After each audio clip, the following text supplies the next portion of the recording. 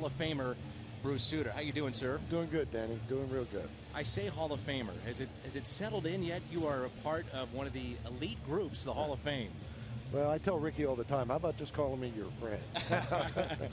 But seeing my number retired out there, I actually have 2 sisters come to town this weekend to take some pictures of that and the bobblehead dolls. And, it's the Cardinal people have just treated me outstanding. And for fans that don't know, you are living now full-time in Georgia. And how is your family? Correct. Everybody's doing okay. We're hanging in there. We got problems like everybody else, but we'll be okay. I wish I had the bobblehead in my hands because it may be the one that is closest in likeness to a former player. I mean, you've seen it. What's your take on the bobblehead? She did an amazing job, the lady that designed it, and I'm gonna next time I have to try to convince my grandkids that that's really me. That's gonna be the hardest part. How many grandkids do you have? I have 6. And the youngest? 2. And you were telling me over the weekend when we had a chance to visit, and there's David Freese, another postseason hero like Bruce Sutter was in 1982. You said, well, my grandson will never believe that this is Poppy. He's not going to believe that this is Grandpa right here. No way. They see the baseball cards and they see some of the pictures up in the house, and they just say that's not my grampy. So, but they're getting old enough now, a few of them, where we show them some of the World Series films and that. So it's pretty interesting.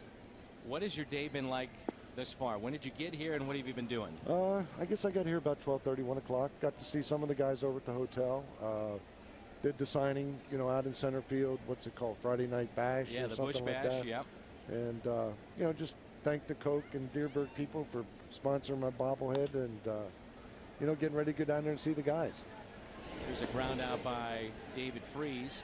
Let's start with your time here in St. Louis, and in particular, defined in many ways your career with the split finger pitch. How did you learn it? How did it all come about? Well, I had a minor league pitching coach, Fred Martin, for the Cubs, and he showed me how to hold the ball and said he'd be back in a month and just, work on it. And, I'd like to tell you I had to work, but I didn't, Dan. It came to me pretty quick. It took me a while to learn how to control it, but, to get it to break, I could get it pretty consistent, pretty right off the bat.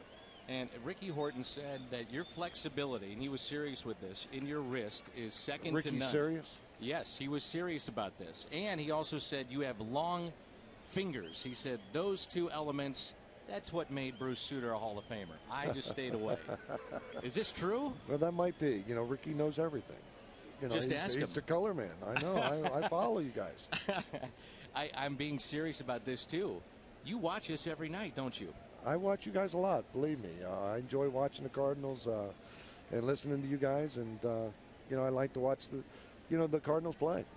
They play good baseball. I think Robinson Cano is right there as one of the best players in the game. Mm-hmm. He's a great defensive player, and he has power and average. But the Cardinals, they run a lot of good players out there. As we saw last year, anything can happen, and they're in the wild card, which is something you did not have to deal with. And for the fans, they love it. Players keeps them excited too. Organizations feel they're still in it. It seems like that's been a good thing for baseball. Yeah, well, I'm kind of interested to see how it works out this year with that one-game playoff. Absolutely. Because that's going to make the wild card teams use their number 1 pitcher, on that day, and then go into a series without having him, for game 1. And it's going to be a little different, but, most teams it's going to take your whole staff anyhow. It's not a one-man staff. 2 balls and 1 strike on Cody Ransom. And that is taken a little bit low, and you'll be heading to the suite with the other guys. Anybody you haven't seen in a long time that you're really looking forward to getting with? I'm looking forward to seeing Mr. Kitty Cott. I haven't seen Mr. Jim for a while, and sit down and see what he's up to. Now, he does a good job on TV. Very good. Yeah, but I listen to you and Al and Ricky. Well, good. Well, we'll put you to sleep every night. Perfect. 3-1 the count here on Cody Ransom with 2 down and runners at first and third. So you're sticking with a bullpen guy that you want to definitely see. A pitcher's always got to stick together. Absolutely. You see 2 guys hanging out, they'll be pitchers. Biggest prankster from the '82 team. Who was it? LaPointe. That's not shocking at all. Shouldn't be. All you have to do is say hi to Dave and then let him go, and then you understand why. Right. He holds court. 3-2 the count. With 2 outs, runners at first and third, and a lead for Milwaukee. And he got him on the outside corner. Always great to see you. Thank you, my friend. Privilege. That is the Hall of Famer Bruce Sutter with us tonight. The celebration of the 1982 World Championship team.